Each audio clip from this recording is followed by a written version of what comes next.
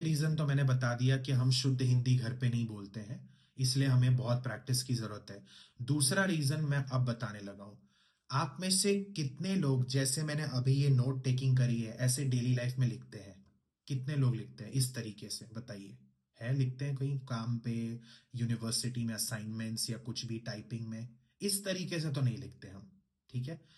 तो हम इस एग्जाम में हर वो चीज कर रहे हैं जो हमने लाइफ में पहले कभी नहीं करी।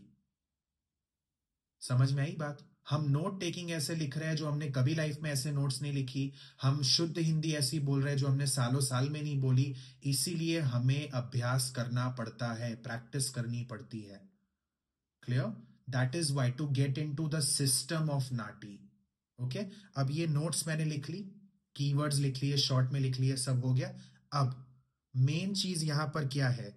चलो नोट टेकिंग तो आ गई, प्रैक्टिस कर करके सीख ली, पर वोकैब अच्छे से नहीं करी। Okay.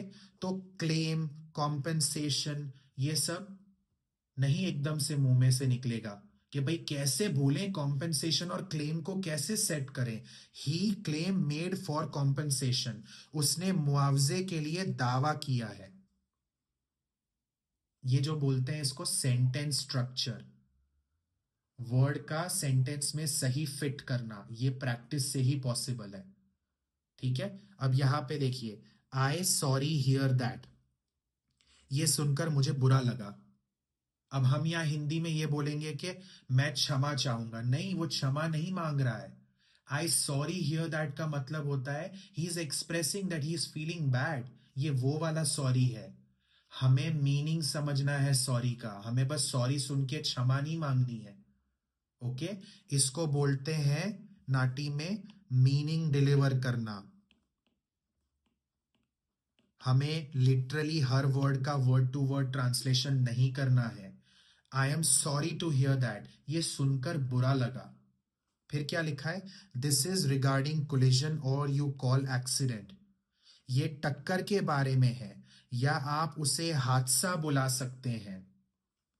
You met cyclist last evening, जो कल शाम आपकी साइकिल चलाने वाले के साथ हुई थी।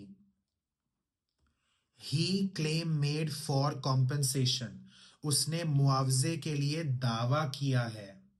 क्लेम इज दावा, कॉम्पेंसेशन इज मुआवजा। And I need few clarification, और मुझे कुछ स्पष्टीकरण चाहिए। Okay, right it down, clarification को, स्पष्टीकरण।